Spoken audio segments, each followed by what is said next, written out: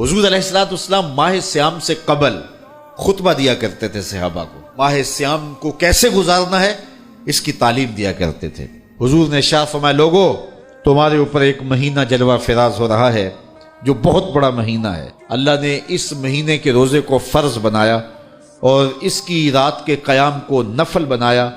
جس نے کوئی اس مہینے میں بھلائی کی تو وہ ایسے ہے کہ جس طرح اس نے فریضہ ادا کیا، اگر کسی نے نفل ادا کیا تو ایسے ہے جس طرح اس نے فرض ادا کیا، اور جس نے اس مہینے میں ایک فرض ادا کیا اللہ تعالیٰ اس کو 70 فرضوں کا ثواب عطا۔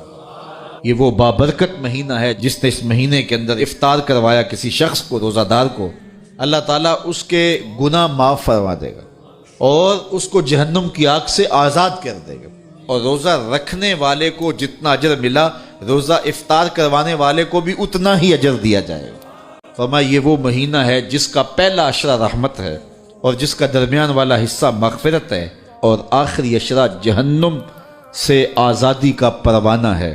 اور آگے ارشاد فرمایا، جس نے اپنے مزدور کو، اپنے غلام کو، اپنے ملازم کو، اپنے ماتحت کو نرمی کی، اس سے تھوڑا کام لیا، اللہ اس کے گناہ بھی بخش دے گا اور اس کو جہنم کی آگ سے آزادی بھی عطا فرمائے۔